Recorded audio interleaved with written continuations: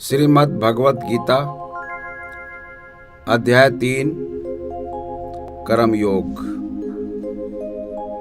अर्जुन ने कहा, हे जनार्दन, हे केशव, यदि आप बुद्धि को सकाम कर्म से श्रेष्ठ समझते हैं तो फिर आप मुझे इस घोर युद्ध में क्यों लगाना चाहते हैं। आपके व्यामिश्रित अनेकार्थक उपदेशों से मेरी बुद्धि मोहित हो गई है, अतः कृपा करके निश्चय पूर्वक मुझे बताएं कि इनमें से मेरे लिए सर्वाधिक श्रेयस्कर क्या होगा। श्री भगवान ने कहा, हे निष्पाप अर्जुन, मैं पहले ही बता चुका हूं कि आत्म साक्षात्कार का प्रयत्न करने वाले दो प्रकार के पुरुष होते हैं। कुछ इसे ज्ञान योग द्वारा समझने का प्रयत्न करते हैं तो कुछ भक्ति में सेवा के द्वारा। ना तो कर्म से विमुख होकर कोई कर्म फल से छुटकारा पा सकता है और ना केवल संन्यास से सिद्धि प्राप्त की जा सकती है। प्रत्येक व्यक्ति को प्रकृति से अर्जित गुणों के अनुसार विवश होकर कर्म करना पड़ता है। अतः कोई भी एक क्षण भर के लिए भी बिना कर्म किए नहीं रह सकता। जो कर्मेंद्रियों को वश में तो करता है, किंतु जिसका मन इंद्रिय विषयों का चिंतन करता रहता है, वह निश्चित रूप से स्वयं को धोखा देता है और मिथ्याचारी कहलाता है। दूसरी ओर यदि कोई निष्ठावान व्यक्ति अपने मन के द्वारा कर्मेंद्रियों को वश में करने का प्रयत्न करता है और बिना किसी आसक्ति के कर्मयोग कृष्ण भावनामृत में प्रारंभ करता है तो वह अति उत्कृष्ट है। अपना नियत कर्म करो, क्योंकि कर्म ना करने की अपेक्षा कर्म करना श्रेष्ठ है। कर्म के बिना तो शरीर निर्वाह भी नहीं हो सकता।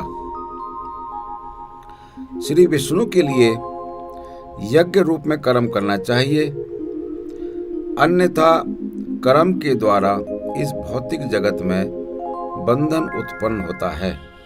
अतः हे कुंती पुत्र, उनकी प्रसन्नता के लिए अपने नियत कर्म करो। इस तरह तुम बंधन से सदा मुक्त रहोगे। सृष्टि के प्रारंभ में समस्त प्राणियों के स्वामी प्रजापति ने श्री विष्णु के लिए यज्ञ सहित मनुष्यों तथा देवताओं की संततियों को रचा और उनसे कहा, तुम इस यज्ञ से सुखी रहो, क्योंकि इसके करने से तुम्हें सुखपूर्वक रहने तथा मुक्ति प्राप्त करने के लिए समस्त वांछित वस्तुएं प्राप्त हो सकेंगी। यज्ञों के द्वारा प्रसन्न होकर देवता तुम्हें भी प्रसन्न करेंगे और इस तरह मनुष्यों तथा देवताओं के मध्य सहयोग से सबों को संपन्नता प्राप्त होगी। जीवन की विभिन्न आवश्यकताओं की पूर्ति करने वाले विभिन्न देवता यज्ञ संपन्न होने पर प्रसन्न होकर तुम्हारी सारी आवश्यकताओं की पूर्ति करेंगे, किंतु जो इन उपहारों को देवताओं को अर्पित किए बिना भोगता है वह निश्चित रूप से चोर है। श्री भगवान के भक्त सभी प्रकार के पापों से मुक्त हो जाते हैं, क्योंकि वे यज्ञ में अर्पित किए भोजन प्रसाद को ही खाते हैं। अन्य लोग जो अपने इंद्रिय सुख के लिए भोजन बनाते हैं वे निश्चित रूप से पाप खाते हैं।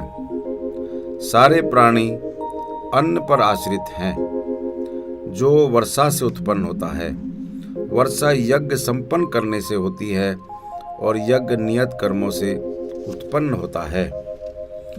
वेदों में नियमित कर्मों का विधान है, और ये वेद साक्षात श्री भगवान परब्रह्म से प्रकट हुए हैं। फलतः सर्वव्यापी ब्रह्म यज्ञ कर्मों में सदा स्थित रहता है। हे प्रिय अर्जुन, जो मानव जीवन में इस प्रकार वेदों द्वारा स्थापित यज्ञ चक्र का पालन नहीं करता, वह निश्चय ही पाप में जीवन व्यतीत करता है। ऐसा व्यक्ति केवल इंद्रियों की तुष्टि के लिए व्यर्थ ही जीवित रहता है। किंतु जो व्यक्ति आत्मा में ही आनंद लेता है तथा जिसका जीवन आत्म साक्षात्कार युक्त है और जो अपने में ही पूर्णतया संतुष्ट रहता है, उसके लिए कुछ करणीय कर्तव्य नहीं होता। स्वरूप सिद्ध व्यक्ति के लिए ना तो अपने नियत कर्मों को करने की आवश्यकता रह जाती है, ना ऐसा कर्म ना करने का ही कोई कारण रहता है। उसे किसी अन्य जीव पर निर्भर रहने की आवश्यकता भी नहीं रह जाती। अतः कर्म फल में आसक्त हुए बिना मनुष्य को अपने कर्तव्य समझकर निरंतर कर्म करते रहना चाहिए, क्योंकि अनासक्त होकर कर्म करने से उसे परब्रह्म परम की प्राप्ति होती है। जनक जैसे राजाओं ने केवल नियत कर्मों को करने से ही सिद्धि प्राप्त की। अतः सामान्य जनों को शिक्षित करने की दृष्टि से तुम्हें कर्म करना चाहिए। महापुरुष जो आचरण करता है, सामान्य व्यक्ति उसी का अनुसरण करते हैं। वह अपने अनुसरणीय कार्यों से जो आदर्श प्रस्तुत करता है, संपूर्ण विश्व उसका अनुसरण करता है। हे प्रथापुत्र, तीनों लोकों में मेरे लिए कोई भी कर्म नियत नहीं है। ना मुझे किसी वस्तु का अभाव है और न आवश्यकता ही है, तो भी मैं नियत कर्म करने में तत्पर रहता हूँ। क्योंकि यदि मैं नियत कर्मों को सावधानी पूर्वक ना करूं, तो हे पार्थ, यह निश्चित है कि सारे मनुष्य मेरे पथ का ही अनुगमन करेंगे। यदि मैं नियत कर्म ना करूं, तो ये सारे लोग नष्ट हो जाएं। तब मैं अवांछित जन समुदाय वर्ण संकर को उत्पन्न करने का कारण हो जाऊंगा और इस तरह संपूर्ण प्राणियों की शांति का विनाशक बनूंगा। जिस प्रकार अज्ञानी जन फल की आसक्ति से कार्य करते हैं, उसी तरह विद्वान जनों को चाहिए कि वे लोगों को उचित पथ पर ले जाने के लिए अनासक्त रहकर कार्य करें। विद्वान व्यक्ति को चाहिए कि वह सकाम कर्मों में आसक्त अज्ञानी पुरुषों को कर्म करने से रोके नहीं, ताकि उनके मन विचलित न हो, अपितु भक्ति भाव से कर्म करते हुए वह उन्हें सभी प्रकार के कार्यों में लगाएं, जिससे कृष्ण भावनामृत का क्रमिक विकास हो। जीवात्मा अहंकार के प्रभाव से मोहग्रस्त होकर अपने आप को समस्त कर्मों का कर्ता मान बैठता है, जबकि वास्तव में वे प्रकृति के तीनों गुणों द्वारा संपन्न किए जाते हैं। हे महाभावों, भक्ति भाव में कर्म तथा सकाम कर्म के भेद को भली भांति जानते हुए जो परम सत्य को जानने वाला है, वह कभी भी अपने आप को इंद्रियों में तथा इंद्रिय तृप्ति में नहीं लगाता। माया के गुणों से मोहग्रस्त होने पर अज्ञानी पुरुष पूर्णतया भौतिक कार्यों में संलग्न रहकर उनमें आसक्त हो जाते हैं।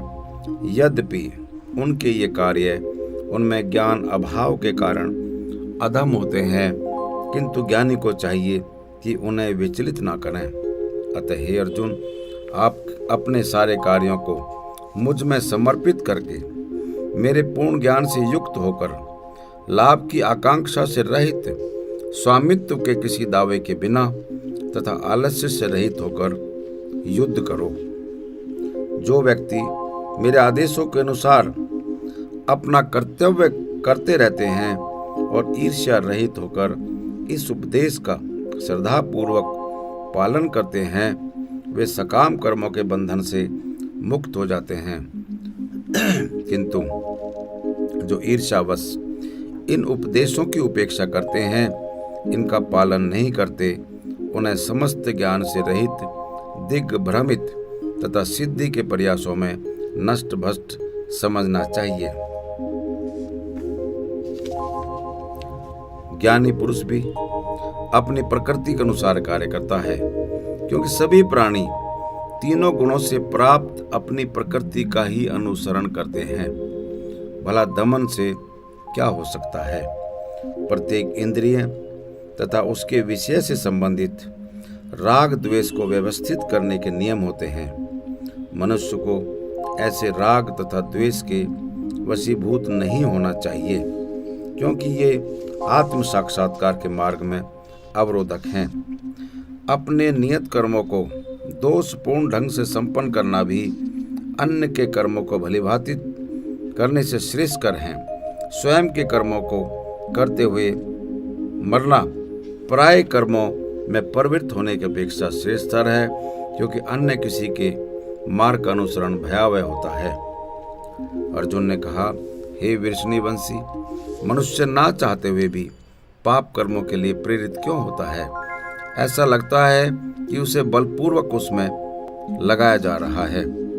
श्री भगवान ने कहा, हे अर्जुन, इसका कारण रजोगुण के संपर्क से उत्पन्न काम है, जो बाद में क्रोध का रूप धारण करता है और जो इस संसार का सर्वभक्षी पापी शत्रु है। जिस प्रकार अग्नि धुएं से, दर्पण धूल से अथवा भ्रूण गर्भाशय से आवृत रहता है, उसी प्रकार जीव आत्मा इस काम की विभिन्न मात्राओं से आवृत रहता है। इस प्रकार ज्ञान में जीवात्मा की शुद्ध चेतना उसके काम रूपी नित्य शत्रु से ढकी रहती है, जो कभी तुष्ट नहीं होता और अग्नि के समान जलता रहता है। इंद्रिया, मन तथा बुद्धि इस काम के निवास स्थान हैं। इनके द्वारा यह काम जीव आत्मा के वास्तविक ज्ञान को ढककर उसे मोहित कर लेता है। इसलिए हे भरतवंशियों में श्रेष्ठ अर्जुन, प्रारंभ में ही इंद्रियों को वश में करके इस पाप के महान प्रतीक काम का दमन करो और ज्ञान तथा आत्म साक्षात्कार के इस विनाशकर्ता का वध करो। कर्मेंद्रियां जड़ पदार्थ की अपेक्षा श्रेष्ठ हैं। मन इंद्रियों से बढ़कर है, बुद्धि मन से भी उच्च है और वह आत्मा बुद्धि से भी बढ़कर है। इस प्रकार हे महाबाहु अर्जुन, अपने आप को भौतिक इंद्रियों, मन तथा बुद्धि से परे जानकर और मन को सतर्क आध्यात्मिक बुद्धि कृष्ण भावनामृत से स्थिर करके आध्यात्मिक शक्ति द्वारा इस काम रूपी दुर्जय शत्रु को जीतो। यहीं पर अध्याय 3 की समाप्ति होती है। अध्याय 4 दिव्य ज्ञान। श्री भगवान श्री कृष्ण ने कहा, मैंने इस अमर योग विद्या का उपदेश सूर्य देव विवस्वान को दिया और विवस्वान ने मनुष्यों के पिता मनु को उपदेश दिया और मनु ने इसका उपदेश इक्ष्वाकु को दिया। इस प्रकार यह परम विज्ञान गुरु परंपरा द्वारा प्राप्त किया गया और राज ऋषियों ने इसी विधि से इसे समझा, किंतु कालक्रम में यह परंपरा छिन्न हो गई, अतः यह विज्ञान यथारूप में लुप्त हो गया लगता है। आज मेरे द्वारा वही यह ज्ञान, प्राचीन ज्ञान यानी परमेश्वर के साथ अपने संबंध का विज्ञान तुमसे कहा जा रहा है, क्योंकि तुम मेरे भक्त तथा मित्र हो। अतः तुम इस विज्ञान के दिव्य रहस्य को समझ सकते हैं। अर्जुन ने कहा, सूर्यदेव विवस्वान आपसे पहले हो चुके ज्येष्ठ हैं, तो फिर मैं कैसे समझूं कि प्रारंभ में भी आपने उन्हें इस विद्या का उपदेश दिया था। श्री भगवान ने कहा, तुम्हारे तथा मेरे अनेक जन्म हो चुके हैं, मुझे तो उन सब का स्मरण है, किंतु हे परंतप तुम्हें उनका स्मरण नहीं रह सकता है। यद्यपि मैं अजन्मा तथा अविनाशी हूँ और यद्यपि मैं समस्त जीवों का स्वामी हूँ, तो भी प्रत्येक युग में मैं अपनी आदि दिव्य रूप में प्रकट होता हूँ। श्लोक 7। हे भरतवंशी, जब भी और जहाँ भी धर्म का पतन होता है और अधर्म की प्रधानता होने लगती है, तब तब मैं अवतार लेता हूँ। श्लोक 8। भक्तों का उद्धार करने, दुष्टों का विनाश करने तथा धर्म की फिर से स्थापना करने के लिए मैं हर युग में प्रकट होता हूँ। हे अर्जुन, जो मेरा आविर्भाव तथा कर्मों की दिव्य प्रकृति को जानता है, वह इस शरीर को छोड़ने पर इस भौतिक संसार में पुनः जन्म नहीं लेता, अपितु मेरे सनातन धाम को प्राप्त होता है। आसक्ति, भय तथा क्रोध से मुक्त होकर, मुझ में पूर्णतया तन्मय होकर और मेरी शरण में आकर बहुत से व्यक्ति भूतकाल में मेरे ज्ञान से पवित्र हो चुके हैं। इस प्रकार से उन सबों ने मेरे प्रति दिव्य प्रेम को प्राप्त किया। जिस भाव से सारे लोग मेरी शरण ग्रहण करते हैं, उसी के अनुरूप मैं उन्हें फल देता हूँ। हे पार्थ, प्रत्येक व्यक्ति सभी प्रकार से मेरे पथ का अनुगमन करते हैं। इस संसार में मनुष्य सकाम कर्मों में सिद्धि चाहते हैं, फलस्वरूप वे देवताओं की पूजा करते हैं। निसंदेह इस संसार में मनुष्यों को सकाम कर्म का फल शीघ्र प्राप्त होता है। प्रकृति के तीनों गुणों और उनसे संबंध कर्म के अनुसार मेरे द्वारा मानव समाज के 4 विभाग रचे गए। यद्यपि मैं इस व्यवस्था का सृष्टा हूँ, किंतु तुम यह जान लो कि मैं इतने पर भी अव्यय अकर्ता हूँ। मुझ पर किसी कर्म का प्रभाव नहीं पड़ता, ना ही मैं कर्म फल की कामना करता हूँ। जो मेरे संबंध में इस सत्य को जानता है, वह भी कर्मों के फल के पास में नहीं बंधता। प्राचीन काल में समस्त मुक्त आत्माओं ने मेरी दिव्य प्रकृति को जान करके ही कर्म किया। अतः तुम्हें चाहिए कि उनके पद चिन्हों का अनुसरण करते हुए अपने कर्तव्य का पालन करो। कर्म क्या है और अकर्म क्या है, इसे निश्चित करने में बुद्धिमान व्यक्ति भी मोहग्रस्त हो जाते हैं। अतएव मैं तुमको बताऊंगा कि कर्म क्या है, जिसे जानकर तुम सारे अशुभ से मुक्त हो सकोगे। कर्म की बारीकियों को समझना अत्यंत कठिन है। अतः मनुष्य को चाहिए कि वह यह ठीक से जाने कि कर्म क्या है, विकर्म क्या है और अकर्म क्या है। जो मनुष्य कर्म में अकर्म और अकर्म में कर्म देखता है, वह सभी मनुष्यों में बुद्धिमान है और सब प्रकार के कर्मों में प्रवृत्त रहकर भी दिव्य स्थिति में रहता है।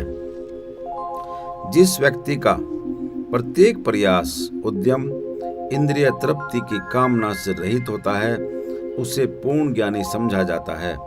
उसे ही साधु पुरुष ऐसा कर्ता कहते हैं, जिसने पूर्ण ज्ञान की अग्नि से कर्म फलों को भस्मसात कर दिया है। अपने कर्म फलों की सारी आसक्ति को त्याग कर सदैव संतुष्ट तथा स्वतंत्र रहकर वह सभी प्रकार के कार्यों में व्यस्त रहकर भी कोई सकाम कर्म नहीं करता। ऐसा ज्ञानी पुरुष पूर्ण रूप से संयमित मन तथा बुद्धि से कार्य करता है, अपनी संपत्ति के सारे स्वामित्व को त्याग देता है और केवल शरीर निर्वाह के लिए कर्म करता है। इस तरह कार्य करता हुआ वह पाप रूपी फलों से प्रभावित नहीं होता है। जो स्वतः होने वाले लाभ से संतुष्ट रहता है, जो द्वंद्व से मुक्त है और ईर्ष्या नहीं करता, जो सफलता तथा असफलता दोनों में स्थिर रहता है, वह कर्म करता हुआ भी कभी नहीं बंधता। जो पुरुष प्रकृति के तीनों गुणों के प्रति अनासक्त है और जो दिव्य ज्ञान में पूर्णतया स्थित है, उसके सारे कर्म ब्रह्म में लीन हो जाते हैं। जो व्यक्ति कृष्ण भावनामृत में पूर्णतः लीन रहता है, उसे अपने आध्यात्मिक कर्मों के योगदान के कारण अवश्य ही भगवत धाम की प्राप्ति होती है, क्योंकि उसमें हवन आध्यात्मिक होता है और हवि भी आध्यात्मिक होती है। कुछ योगी विभिन्न प्रकार के यज्ञों द्वारा देवताओं की भली भांति पूजा करते हैं और कुछ परब्रह्म रूपी अग्नि में आहुति डालते हैं। इनमें से कुछ विशुद्ध ब्रह्मचारी श्रवण आदि क्रियाओं तथा इंद्रियों को मन की नियंत्रण रूपी अग्नि में स्वाहा कर देते हैं, तो दूसरे लोग नियमित गृहस्थ इंद्रियगत विषयों को इंद्रियों की अग्नि में स्वाहा कर देते हैं। दूसरे जो मन तथा इंद्रियों को वश में करके आत्म साक्षात्कार करना चाहते हैं, संपूर्ण इंद्रियों और प्राण वायु के कार्यों को संयमित मन रूपी अग्नि में आहुति कर देते हैं। कठोर व्रत अंगीकार करके कुछ लोग अपनी संपत्ति का त्याग करके, कुछ कठिन तपस्या द्वारा, कुछ अष्टांग योग पद्धति का अभ्यास द्वारा अथवा दिव्य ज्ञान में उन्नति करने के लिए वेदों के अध्ययन द्वारा प्रबुद्ध बनते हैं। अन्य लोग भी हैं जो समाधि में रहने के लिए श्वास को रोके रहते हैं, प्राणायाम। वे अपान में प्राण को और प्राण में अपान को रोकने का अभ्यास करते हैं और अंत में प्राण अपान को रोककर समाधि में रहते हैं। अन्य योगी कम भोजन करके प्राण में ही आहुति देते हैं। ये सभी यज्ञ करने वाले यज्ञों का अर्थ जानने के कारण पाप कर्मों से मुक्त हो जाते हैं और यज्ञों के फल रूपी अमृत को चखकर परम दिव्य आकाश की ओर बढ़ते जाते हैं। हे कुरुश्रेष्ठ, जब यज्ञ के बिना मनुष्य इस लोक में या इस जीवन में भी सुखपूर्वक नहीं रह सकता, तो फिर अगले जन्म में कैसे रह सकेगा। ये विभिन्न प्रकार के यज्ञ वेद सम्मत हैं और ये सभी विभिन्न प्रकार के कर्मों से उत्पन्न हैं। इन्हें इस रूप में जानने पर तुम मुक्त हो जाओगे। हे परंतप, द्रव्य यज्ञ से ज्ञान यज्ञ श्रेष्ठ है। हे पार्थ, अंत तो गत्वा सारे कर्म यज्ञों का अवसान दिव्य ज्ञान में होता है। तुम गुरु के पास जाकर सत्य को जानने का प्रयास करो, उनसे विनीत होकर जिज्ञासा करो, उनकी सेवा करो। स्वरूप सिद्ध व्यक्ति तुम्हें ज्ञान प्रदान कर सकते हैं, क्योंकि उन्होंने सत्य का दर्शन किया है। स्वरूप सिद्ध व्यक्ति से वास्तविक ज्ञान प्राप्त कर चुकने पर तुम पुनः कभी ऐसा मोह को प्राप्त नहीं होंगे, क्योंकि इस ज्ञान के द्वारा तुम देख सकोगे कि सभी जीव परमात्मा के अंश स्वरूप है, अर्थात वे सब मेरे हैं। यदि तुम्हें समस्त पापियों में भी सर्वाधिक पापी समझा जाए, तो भी तुम दिव्य ज्ञान रूपी नाव में स्थित होकर दुख सागर को पार करने में समर्थ होंगे। जैसे प्रज्वलित अग्नि ईंधन को भस्म कर देती है, उसी तरह हे अर्जुन, ज्ञान रूपी अग्नि भौतिक कर्मों के समस्त फलों को जला डालती है। इस संसार में दिव्य ज्ञान के समान कुछ भी उदात्त तथा शुद्ध नहीं है। ऐसा ज्ञान समस्त योग का परिपक्व फल है। जो व्यक्ति भक्ति में सिद्ध होता है, वह यथासमय अपने अंतर में इस ज्ञान का आस्वादन करता है। जो श्रद्धालु दिव्य ज्ञान में समर्पित हैं और जिसने इंद्रियों को वश में कर लिया है, वह इस ज्ञान को प्राप्त करने का अधिकारी है और इसे प्राप्त करते ही वह तुरंत आध्यात्मिक शांति को प्राप्त होता है। किंतु जो अज्ञानी तथा श्रद्धाविहीन व्यक्ति शास्त्रों में संदेह करते हैं, वे भगवत भावनामृत नहीं प्राप्त करते, अपितु नीचे गिर जाते हैं। संशय आत्मा के लिए ना तो इस लोक में और न ही परलोक में कोई सुख है। जो व्यक्ति अपने कर्म फलों का परित्याग करते हुए भक्ति करता है और जिसके संशय दिव्य ज्ञान द्वारा विनष्ट हो चुके हैं, वही वास्तव में आत्मपरायण है। हे धनंजय, वह कर्म के बंधनों से नहीं बंधता। अतएव तुम्हारे हृदय में अज्ञान के कारण जो संशय उठे हैं, उन्हें ज्ञान रूपी शस्त्र से काट डालो। हे भारत, तुम योग से समन्वित होकर खड़े हो और युद्ध करो। श्रीमद् भगवत गीता का अध्याय 4 यहीं पर समाप्त होता है। हरे कृष्णा हरे कृष्णा हरे कृष्णा। ओम नमो भगवते वासुदेवाय। साथियों, यदि आपको श्रीमद् भगवत गीता के अध्याय 3 और 4 अच्छे लगे हों तो आप कृपया इसको लाइक करें, अपने दोस्तों को शेयर करें, इस चैनल को सब्सक्राइब करें और बेल आइकॉन को दबाएं। बहुत बहुत धन्यवाद।